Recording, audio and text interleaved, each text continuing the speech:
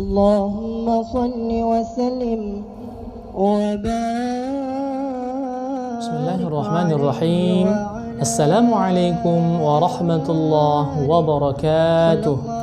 Alhamdulillah, syukur kembali kita ucapkan kepada Allah Subhanahu wa taala yang masih memberikan kesempatan kepada kita untuk kembali mengkaji hadis-hadis baginda Nabi sallallahu alaihi wasallam.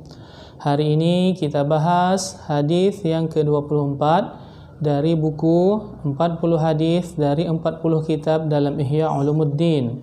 Hadis tersebut berbunyi, "Man kathura kalamuhu kathura saqatuhu, wa man kathura saqatuhu kathurat dhunubuhu, wa man kathurat dhunubuhu kanatin naru awla bih."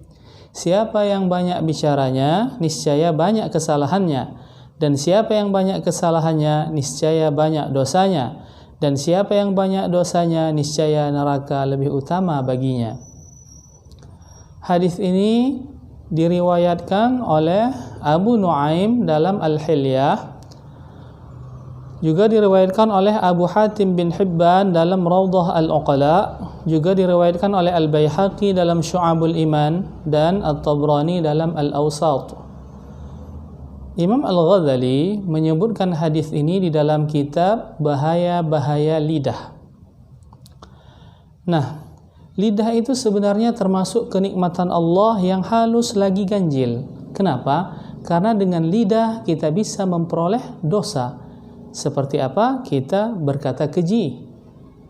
Dan dengan lidah kita bisa memperoleh pahala. Seperti kita berzikir, membaca Al-Quran, atau memberikan pengajaran kepada umat. Lisan kita juga merupakan pedang. Oleh karena itu mestilah kita jaga. Karena ketika pedang lukai tubuh, masihlah ada harapan sembuh. Namun ketika lidah lukai hati, kemana obat hendak dicari? Pepatah ini sangat masyhur di kalangan masyarakat kita, ya. Oleh karenanya mestilah kita sering menjaga lidah. Karena apa yang dituturkan oleh lidah kita merupakan isi yang ada di dalam hati kita. Karena apa saja yang kita tuangkan ke dalam hati kita, maka akan muncul melalui lisan kita. Oleh karenanya, perkara ini masih berkaitan dengan pembelajaran yang sebelumnya, yaitu tentang hati dan jiwa. Kita bisa menilai seseorang dari lisannya. Kalau dia suka memaki, berarti di dalam hatinya ada yang kotor, ada makian. Kalau dia suka mengaji, hatinya itu cenderung kepada yang baik. Jadi muyulnya itu muyul taqwa, muyul yang baik, kecenderungan yang baik. Oleh karenanya Hujjatul Islam Imam Al-Ghazali menyatakan lidah ini ada bahayanya. Setidaknya beliau menyebutkan di dalam kitab Ihya-nya 20 bahaya lidah yang mesti kita jaga sesuai dengan kemampuan kita. Dan terkadang juga di antara bahaya itu ada yang tidak kita sadari bahwa itu berbahaya bagi kita. Yang pertama, berkata yang tidak penting. Kita mungkin biasa berkata sia-sia dengan teman kita.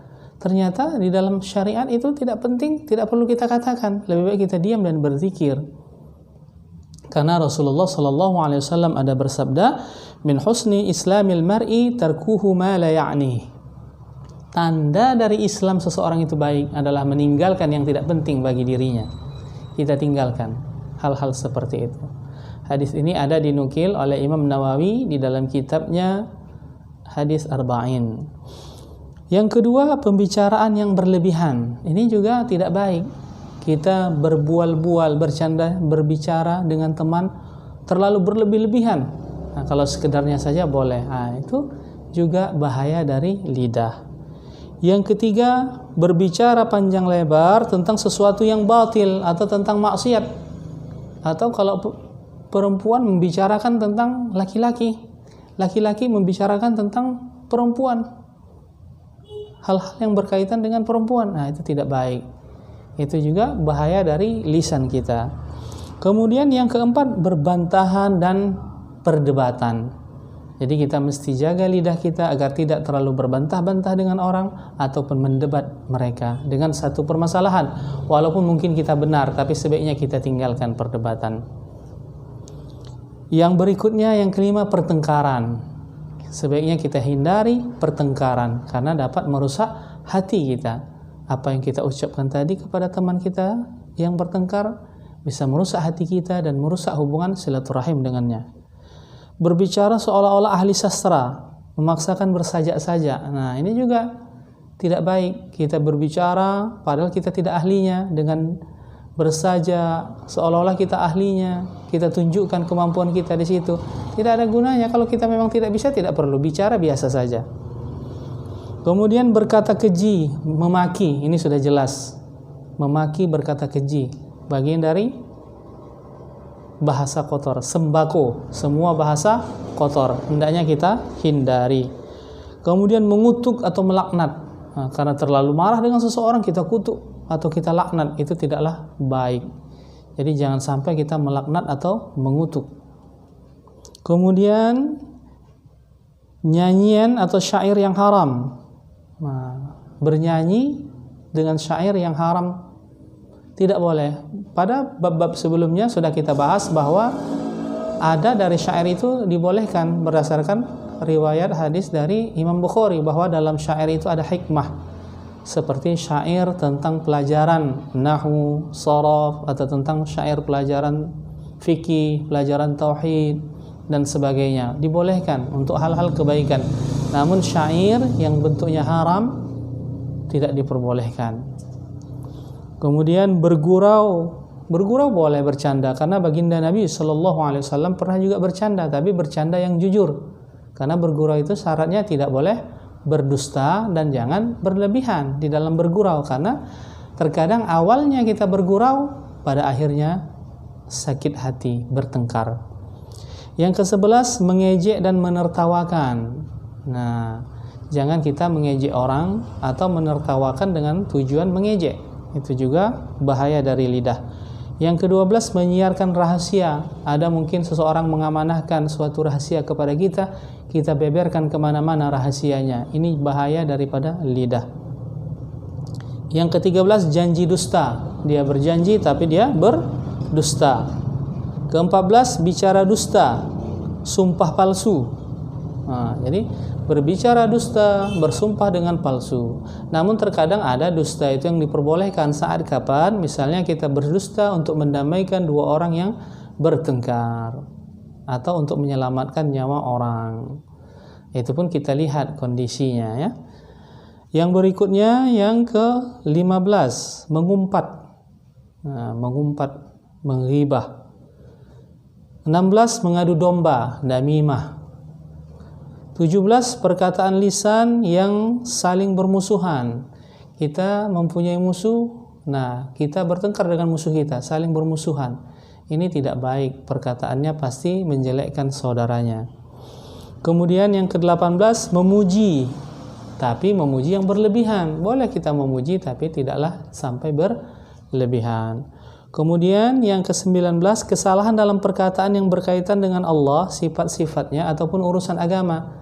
Ini jarang diketahui kecuali orang yang mempelajari ilmu nahwu dan sebagainya, atau ahli ilmu. Seperti misalnya kita mengatakan, kalau dikehendaki Allah dan aku menginginkannya, mudah-mudahan terjadi. Nah, seperti ini kalimatnya sepertinya biasa, namun di mana kekeliruannya? Kalimat atofnya tadi, wa, dan.